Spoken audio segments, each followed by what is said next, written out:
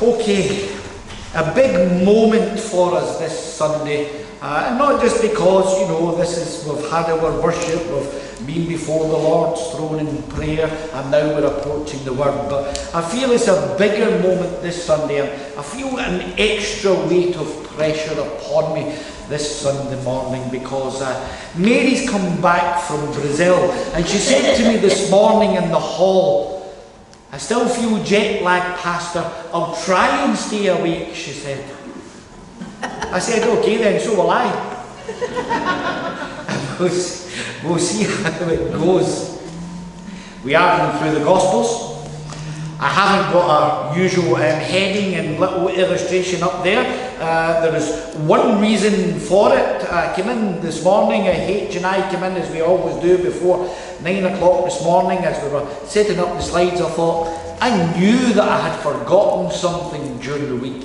So there's no heading slide there. If I was to choose anything, right at the heading of this chapter that we begun here in the New King James translation, it says, "Do good to please God." And that has been the theme all through. It should be the theme of our life. Jesus is setting the heart right. He's setting the motive, the desire for why do you come to church?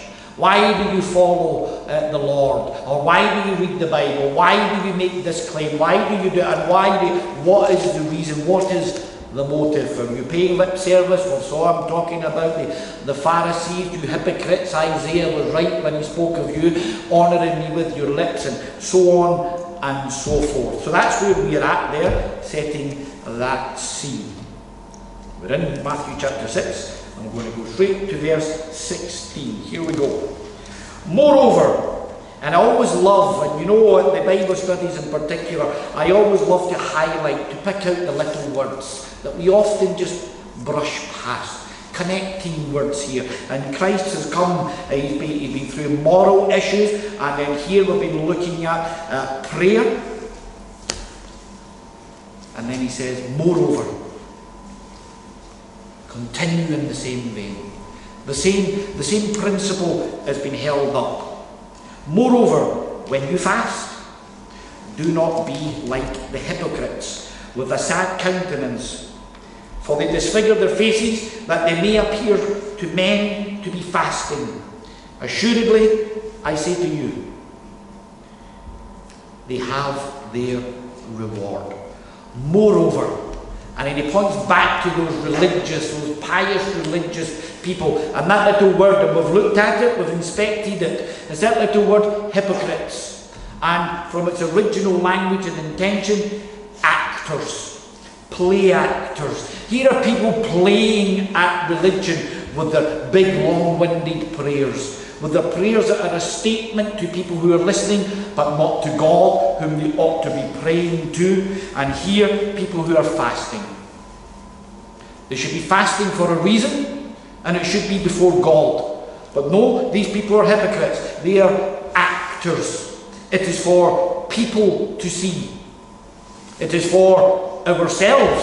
And that's a fact. When we're in that mindset, if I'm doing some religious observance because I want Ken here to be impressed, then it's really for me, because I want Ken to think how great I am. And in all of those songs we've been singing this morning about how great God is, well, forget it, because I want you to know how great I am, don't I? And that's the kind of thing that we are talking about. Ticking off another box, looking good. Martin Lloyd-Jones, he said this: "Ultimately, our only reason for pleasing men, people around us, is that we may be pleased." Getting people's approval. And this is what Jesus has been talking about over and over as he's setting the morals of the law, the spiritual intention of the law, then moving into these religious observances. It's all about whose approval are you seeking? Why are you doing what you're doing? Because if it's not for the right reason, you're wasting your time. You're actually making matters worse for yourself, is really the point there.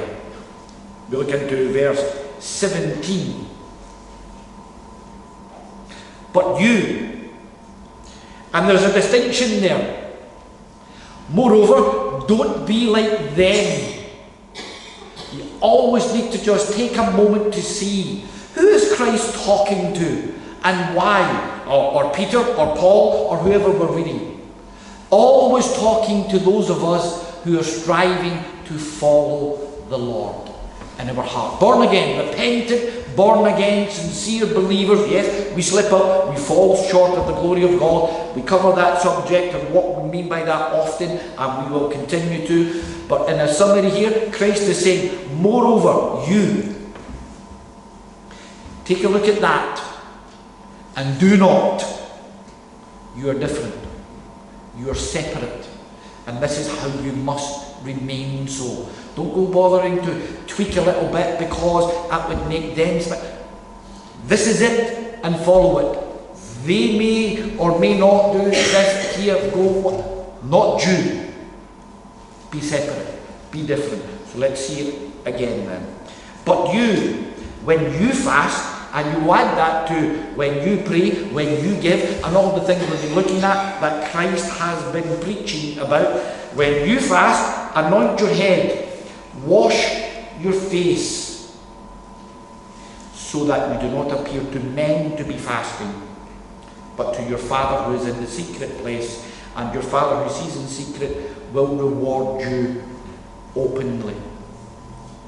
I'm not going to delve into the subject of fasting too much this morning. We will touch it because it's there, because I want us to remain focused on the principles, the morality, the spiritual intention behind what we do. And as we're continuing to journey through these Gospels, covering all of the 4 of the Gospels as we go, the opportunity will come up then to look at people who are fasting, why they're fasting, and so on. Here this morning is about the religious, the spiritual intention.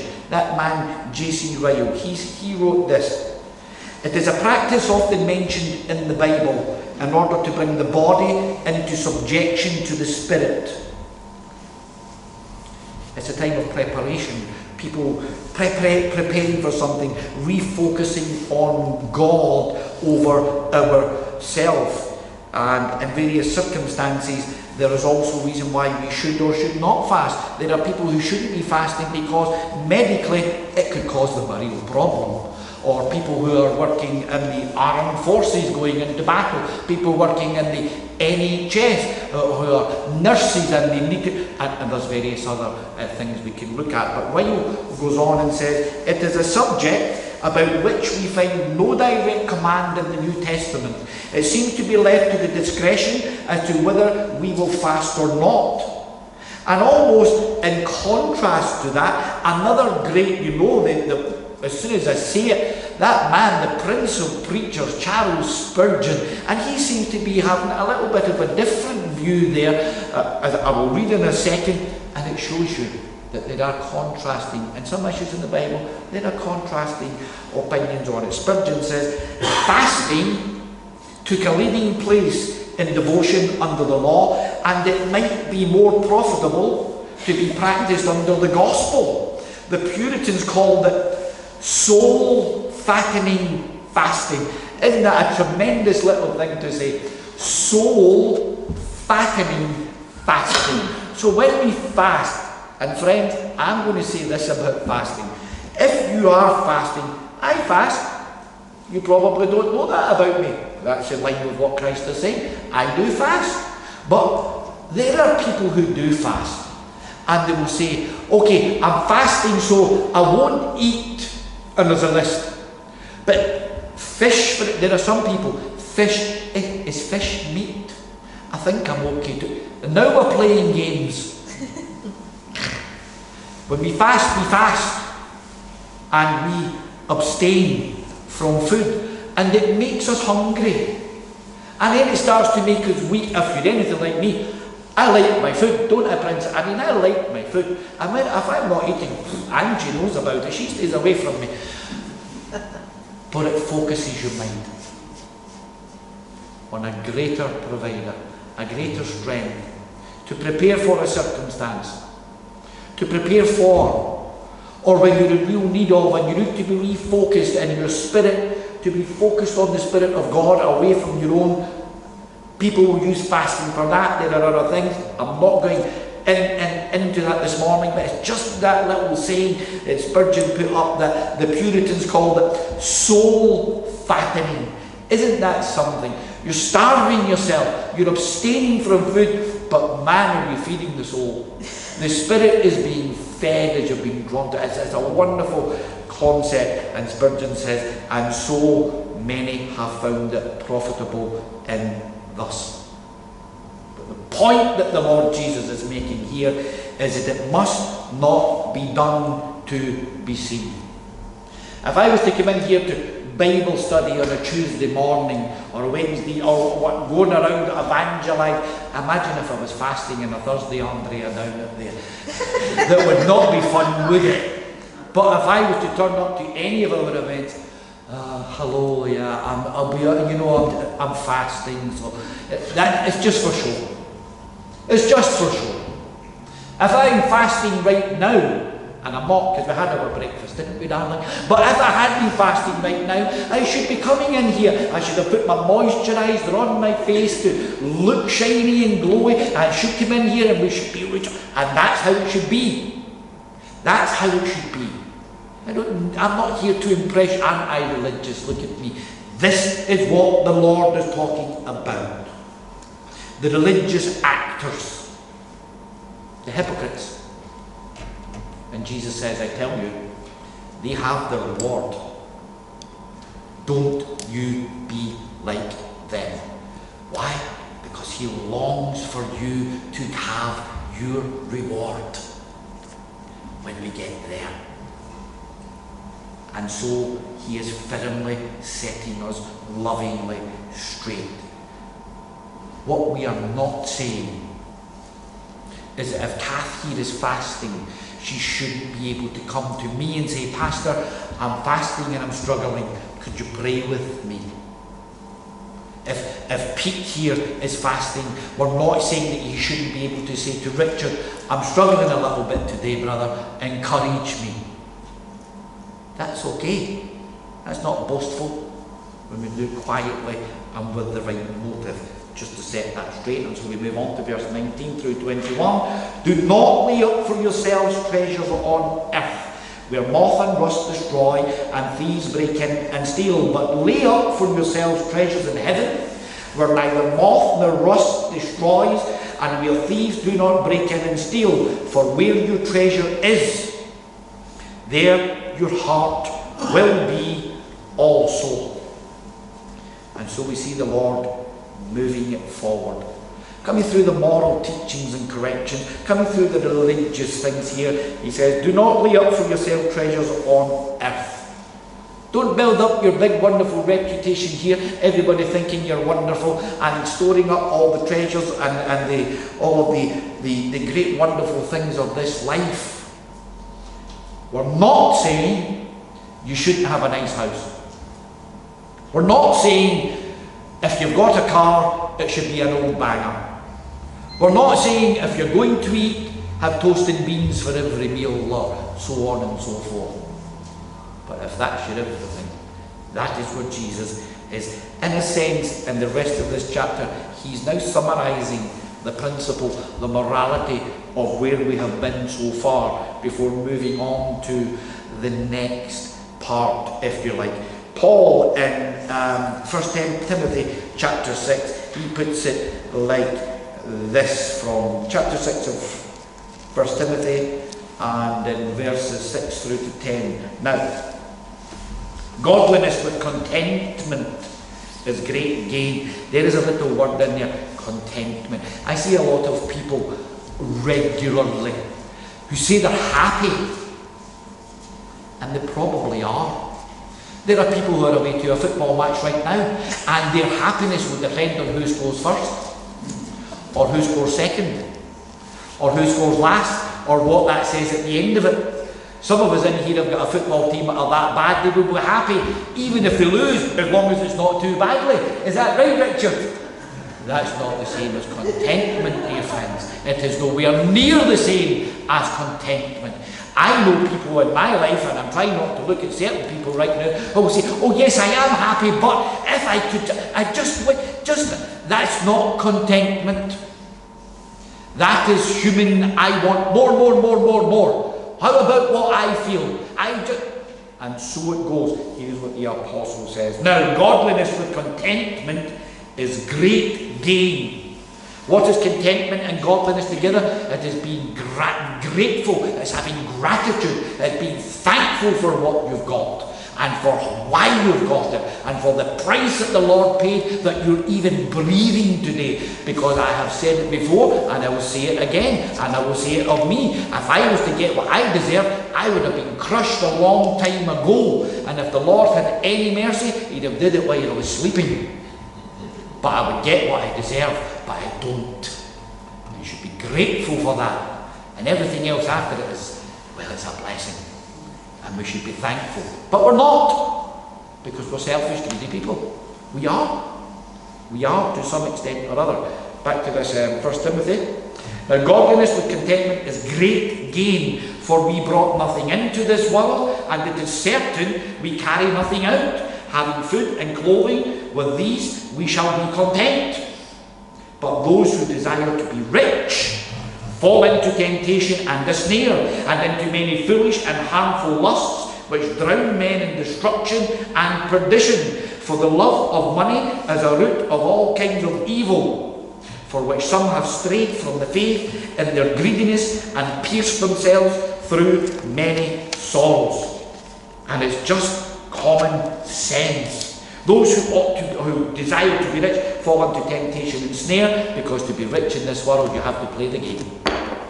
You have to get involved with this. You have to do a little deal here, maybe a little something under the table. You have to, and you know what I mean.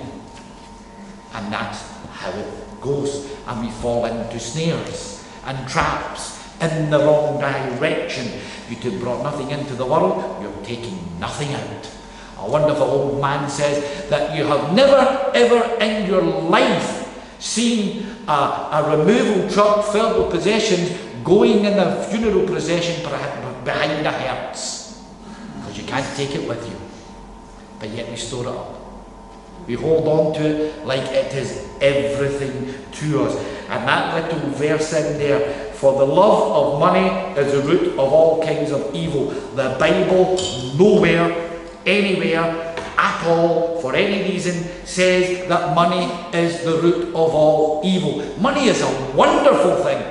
There is enough money in this world for everybody to be comfortable and happy. There is enough food on the planet. There is enough, contrary to what Yorkshire Water may tell us, there is enough water falling from the sky for us all to be able to wash our car, fill our little paddling pools, and bathe ourselves, and we don't need a hosepipe ban. But for the love of money.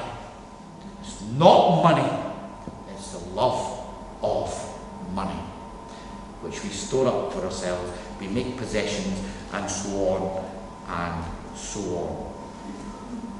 The Egyptians laid in tombs with their great leaders, pharaohs, etc., great treasures, gold and jewels for them to take into the next world.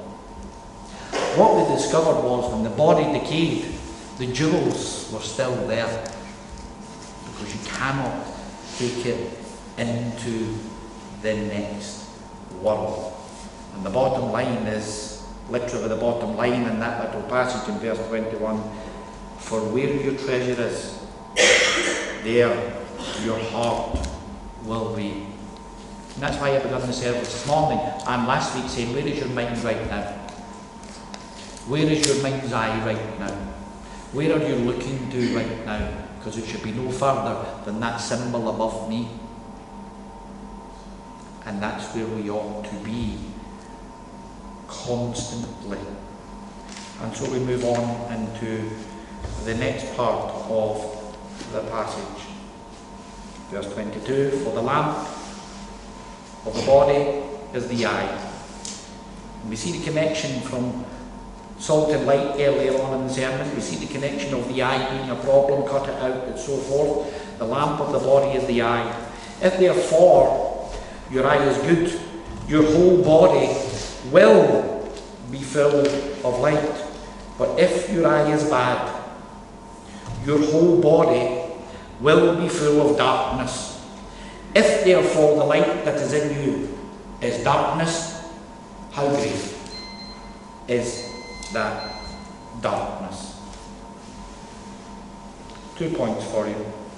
One, there is a connection, moving on from the things that Christ has been talking about, to our generosity and what we've just been looking at. Throughout the Sermon on the Mount, Christ has been building this up. It is about an attitude towards God. It makes no difference to me what you give to any charity. It makes no difference to me what you give in the offering to the church. But it makes a difference to God. It's your giving to God and how you give it, where you give it. It's about the generous heart. And then you look at the spirituality of the matter. The eye. If the eye is after the earthly, if the eye is lusting after the bigger, flashier car or house, Andrea's shaking her head because she's got a Volkswagen and she's German and she thinks there's no better car. Where is your eye looking? That's the question. What is it that your eye sees as more important? What is the priority in your heart? It comes from what your eye sees and where your heart is situated. If it's tainted, then Christ says in this curious little saying, if your eye is bad, your whole body will be full of darkness. If therefore the light that is in you is darkness, how great is that darkness? What a strange little thing. If the light within you is darkness, I would just point you to the many falls that Christ was talking to.